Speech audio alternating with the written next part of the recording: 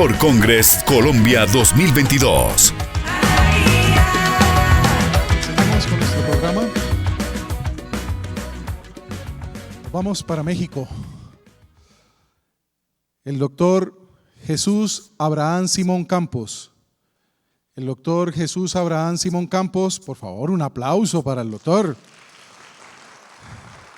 Él es médico especialista en medicina interna, inmunología, vacunología, es un investigador aférrimo, un autor también igualmente en su investigación y profesor de inmunología de varias revistas internacionales de alto peso a nivel indexado. Es, bueno, que él mismo se presente. Por favor, invitemos al doctor. Él nos va a dictar acerca de el nombre de su conferencia, COVID-19 y la rosa de los vientos. Un fuerte aplauso, por favor. Bienvenido.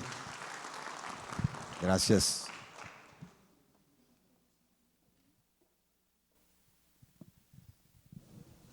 Muchas gracias, Pedro. Gracias a todos ustedes. De verdad es un privilegio poder estar aquí, poder compartir con ustedes nuestra experiencia en investigación en una pandemia que todavía no acaba, que quisiéramos que no esté presente, que desaparezca, pero desafortunadamente no lo va a hacer y no lo va a hacer pronto.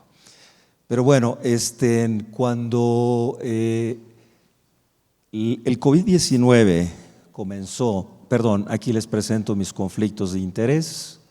Este es mi disclaimer.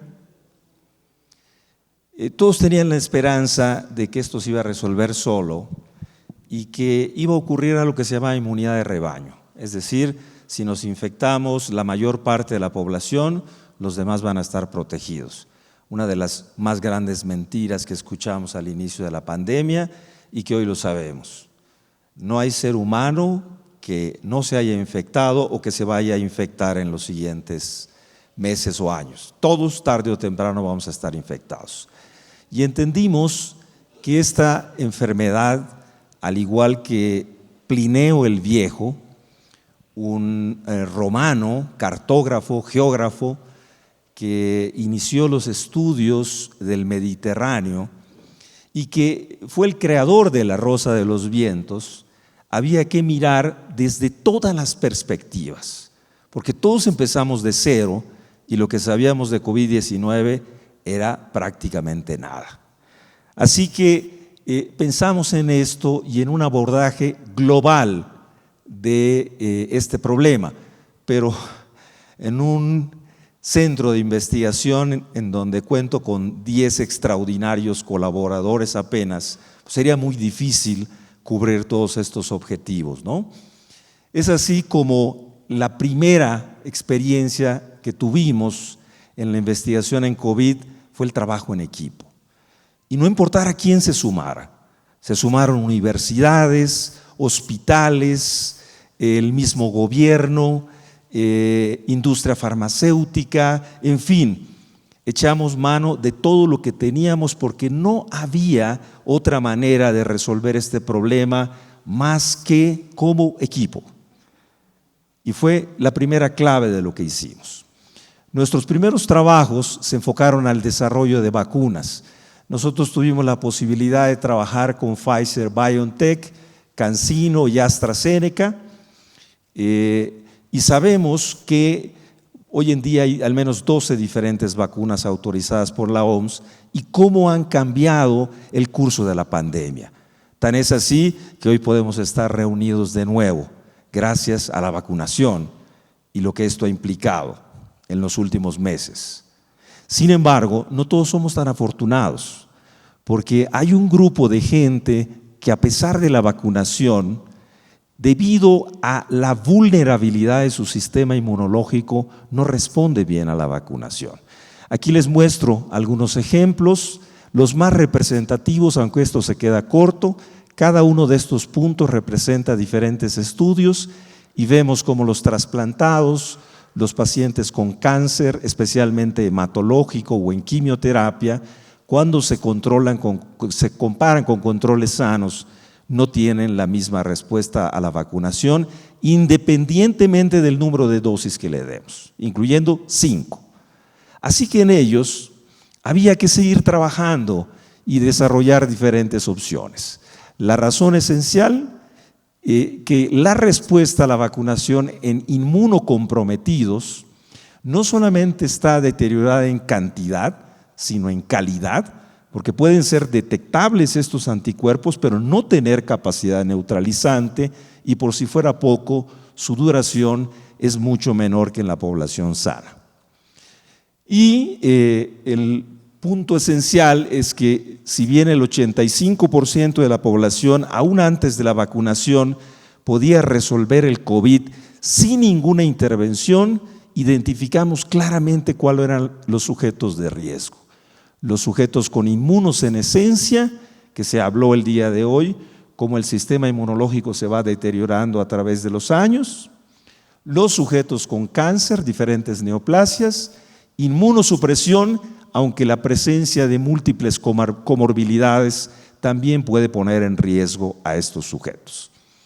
Y una de las primeras cosas en las que pensamos para tratar de cubrir estas necesidades no cubiertas de este grupo poblacional fue trabajar con anticuerpos monoclonales.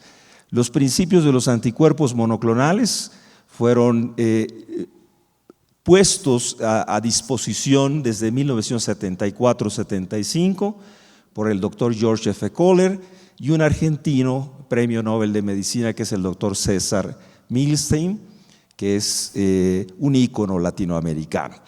Ellos dieron los principios para esto y la verdad es que con anticuerpos monoclonales hemos trabajado durante yo en lo personal, más de 20 años, pero era difícil pensar que en enfermedades infecciosas pudiera tener alguna utilidad, pero ninguna como esta para utilizar anticuerpos monoclonales. La razón esencial es que el coronavirus lleva su nombre por estas espículas que tiene en la superficie que simulan una corona, y recordemos que para que pueda infectar a la célula huésped tiene que entrar en interacción con los receptores ECA y otros receptores más.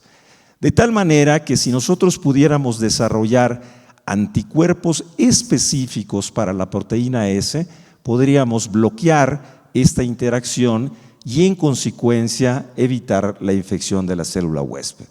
Parecía un principio razonable y de hecho la mayor parte de las vacunas, no todas, utilizan este mismo principio. Nuestra experiencia con todas estas variantes, sobre todo con esta que nos hizo sufrir muchísimo por su alta letalidad, voy a presentarles no toda esa rosa de los vientos porque un trabajo de 24 meses difícilmente puede presentarse en 12 minutos. Y me voy a enfocar un poquitito a este tema de anticuerpos monoclonales que creo que puede ser de su interés. Empezamos trabajando con una combinación de monoclonales que seguramente ustedes han escuchado, que se llama el cóctel de Regeneron. Este es un ensayo clínico que hicimos con la dirección del Dr. Wenrich y que publicamos en New England Journal of Medicine. Aquí les presento los resultados. Incluimos alrededor de 5,000 sujetos aleatorizados uno a uno para recibir 2 dosis de esta combinación de monoclonales o bien placebo. No se pierdan en todo esto, nuestro objetivo primordial fue evaluar la disminución del riesgo de hospitalización o muerte en aquellos sujetos infectados con alto riesgo, porque como veíamos al principio hay un grupo especialmente vulnerable. Veamos los resultados. Y estos resultados se muestran de una manera muy clara en esta curva de Kaplan y Mayer. En azul podemos ver los intervenidos con el cóctel de Regeneron y en gris los que recibieron placebo. Como podemos ver, la diferencia fue marcada, clínica y estadísticamente significativa, y estimamos una reducción del riesgo relativo del 71%.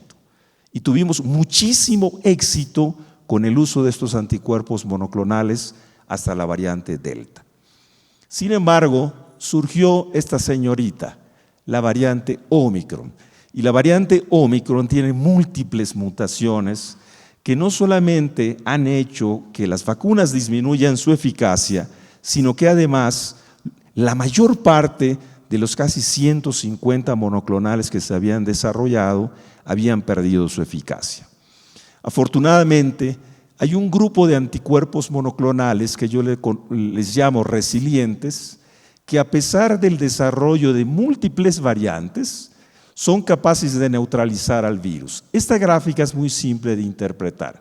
La línea roja punteada representa el punto de corte de neutralización. Lo que está de aquí para aquí es capaz de neutralizar, y como vemos, esta combinación de monoclonales, que son tixagevimab y cilgavimab, fueron capaces o son capaces de neutralizar aún las variantes más recientes como son BA4 y BA5. Veamos qué resultados obtuvimos. Este es un ensayo clínico que hicimos con el británico Hugh Montgomery, que publicamos en Lancet. El estudio tiene un diseño similar. Incluimos alrededor de 1,000 sujetos para recibir tixacilga o bien placebo. Y el objetivo principal fue el mismo: evaluar el riesgo de hospitalización o muerte en aquellos sujetos que tenían un COVID sintomático y que tuvieran factores de riesgo. Nuevamente en esta curva de Kaplan y Mayer podemos ver cómo los sujetos intervenidos dentro de los primeros 7 días, en azul tenemos los intervenidos con la combinación de monoclonales, en rojo los del grupo placebo, y vemos que hay una diferencia significativa.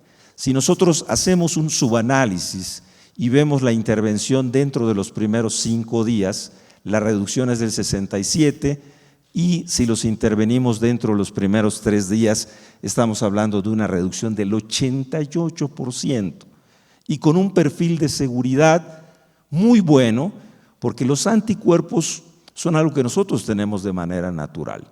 Y estos anticuerpos que nosotros utilizamos son totalmente humanos, idénticos.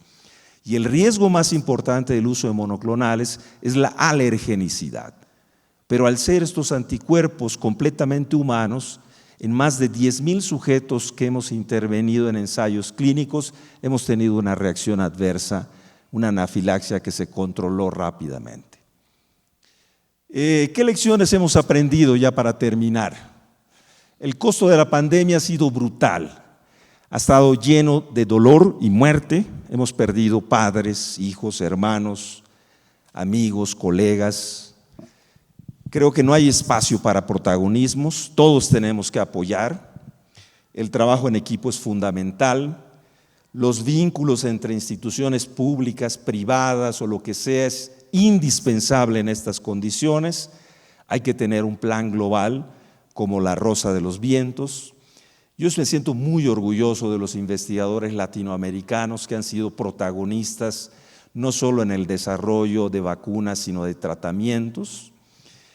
Y yo estoy seguro que vendrán nuevas pandemias, no las invocamos, pero estamos listos, porque en un breve tiempo, que parecería un suspiro, hemos podido lograr todas estas aportaciones científicas entre antivirales, anticuerpos monoclonales, vacunas, inmunoreguladores, tratamiento para hospitalizados, intubados, etcétera. De tal manera que hay que tener un plan como en algún momento lo tuvo Plinión el Viejo, romano, sabio y filósofo. Y con esto termino dándole las gracias a todos ustedes.